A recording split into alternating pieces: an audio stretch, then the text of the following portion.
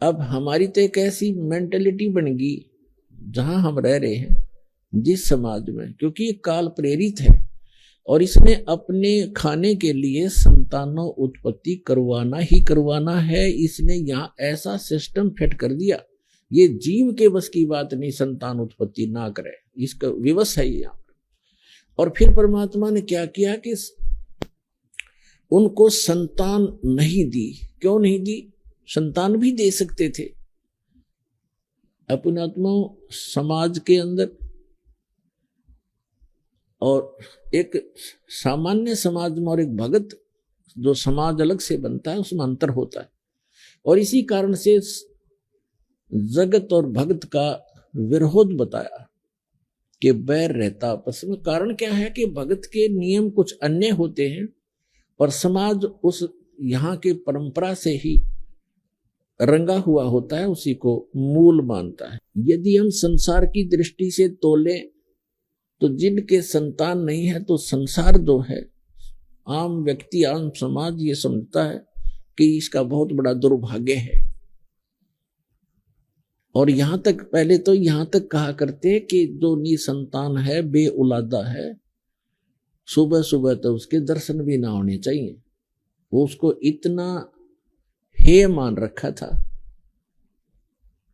तो पुण्यात्माओं जिनके संतान नहीं होती थी उनका जीना दुर्भर हो जाता था समाज के अंदर। संतान में भी विशेषकर हम पुत्र को ही मुख्य मानते रहे। और भगत समाज के अंदर परमात्मा के दृष्टिकोण से हम सोचते हैं तो वो व्यक्ति जिसका संतान नहीं है वो एक नंबर का भगवान आत्मा है। अब यहां समस्या है कि संसार किस दृष्टिकोण से सोचता है और भगवान का विधान क्या कहता है। अब वो पुण्यात्मा क्यों है? क्योंकि इस मनुष्य जीवन का मूल उद्देश्य हमारा मोक्ष कराना है। और यदि उस निसंतान दंपति को ये ज्ञान समझ में आ जाए और वो समाज की तरफ ना देखकर बहुत आसानी से भक्ति करके पीछा छुड़ा सकता है। अब ठीक है, संतान होना बुरा नहीं बताया भगवान ने, लेकिन जो संतान भगवान से नहीं जुड़ेंगी वो आपको सदा दुखी ही करेंगी, क्योंकि उनके जो बुरे बुरे संस्कार साथ होंगे। आगे उनके संस्कारों में परिवर्तन भगवान करेगा नहीं, क्योंकि वो जुड़े नहीं। तो उनको दुख होगा तो आप भी साथ दुखी रहोगे, माता पिता भी, और वो भक्ति बाधक बनेंगी क्योंकि आपकी टेंशन का कारण बने रहेंगे।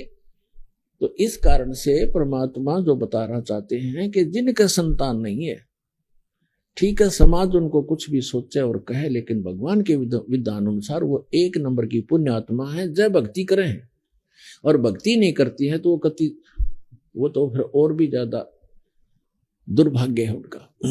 समाज के भी ताने सहन करने पड़ते हैं और भगवान से भी दूर रह रही है, तो वो महा दुर्भाग्य है उनका। तो इसलिए जिनके संतान नहीं है उनका मोक्ष बहुत ही आसानी से होगा। भक्ति कर लें, नाम शुरू कर दें और संसार से मन हटा लें, परमात्मा के विधान को आधार मान कर जीवें, तो सारा दिन भक्ति करनी।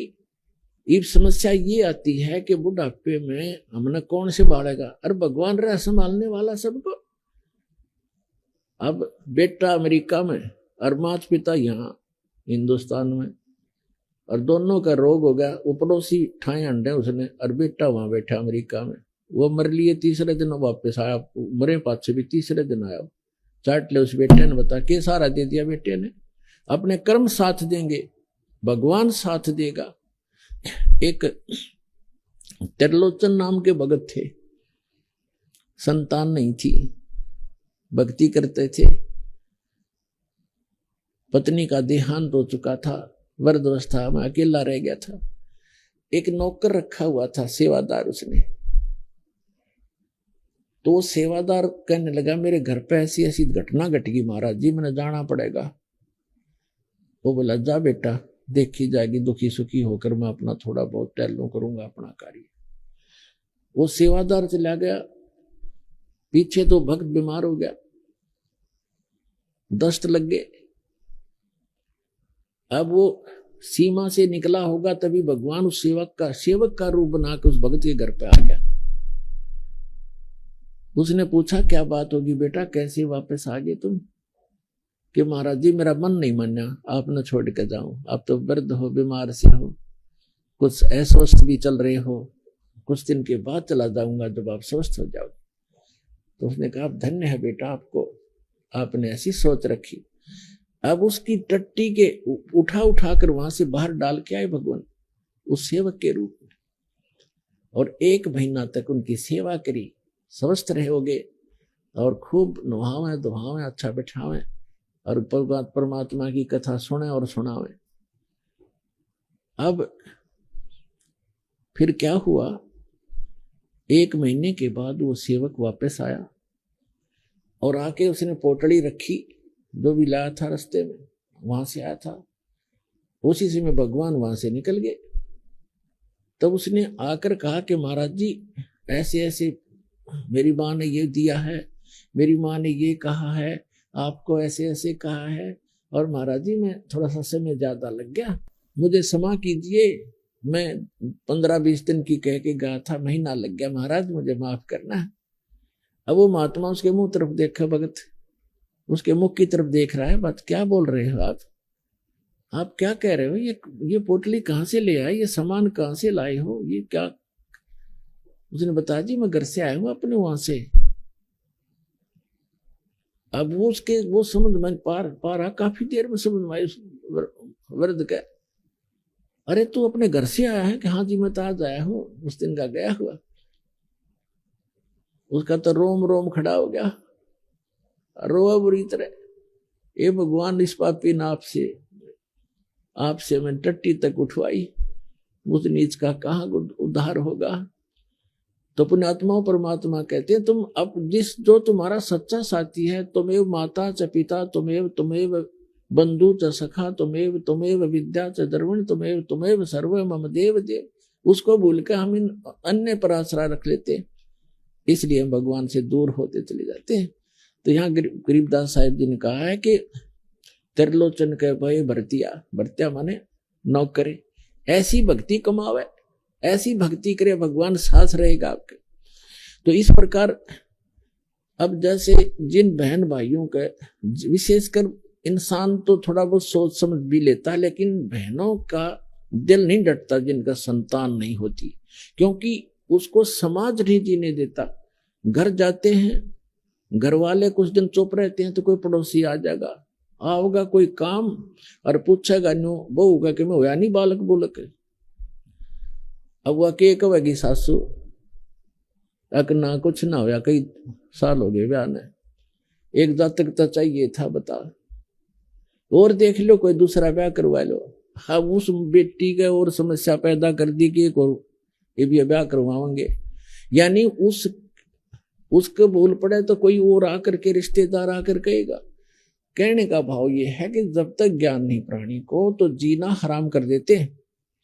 आदमी तो बाहर रहता है, कभी कभी सुनता है ये बातें, टाल जाता है, मन समझा लेता है, लेकिन उस बहन के बस की बात नहीं, अंत में वह इतनी दुखी हो जाती है। और यदि संतान तो भगवान ने देनी है, रो ले चाहे पीट ले, और नहीं भाग में है तो कति नहीं मिला, चाहे 6 ब्याह करवा ले।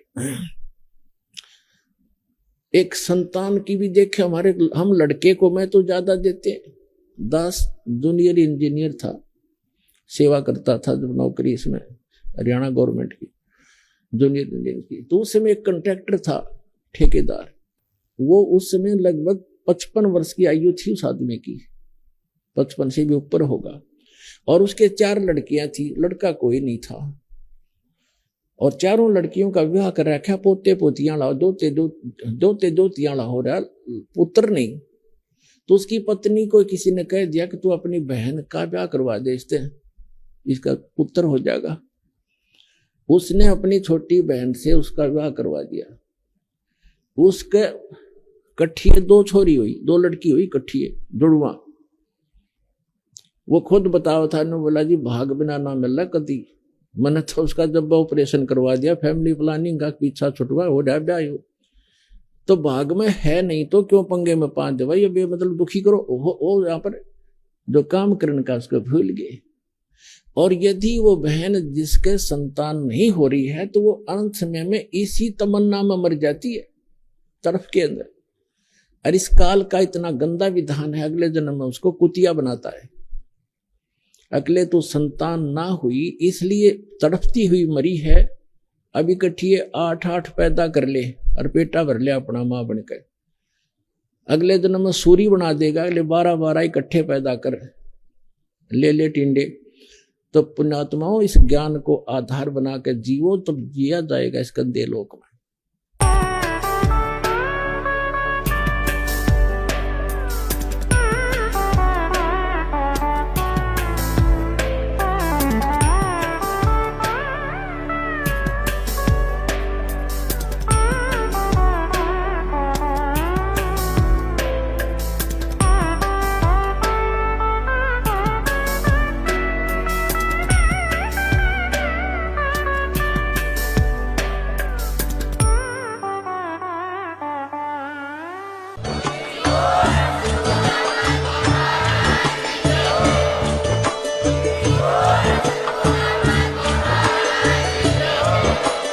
आप सुन रहे थे जगत गुरु तत्वदर्शी संत रामपाल जी महाराज जी के मंगल प्रवचन। अधिक जानकारी के लिए विजिट कीजिए हमारी वेबसाइट www.jagatgururampalji.org। संत रामपाल जी महाराज जी के शुभ आशीर्वाद से पूरे विश्व भर में 500 से भी ज्यादा नाम दीक्षा केंद्र हैं, जिन पर संत रामपाल जी महाराज जी द्वारा ऑनलाइन निशुल्क नाम दीक्षा दी जा रही है। अपने नजदीकी नाम दीक्षा केंद्र का पता करने के लिए संपर्क करें 8222880541।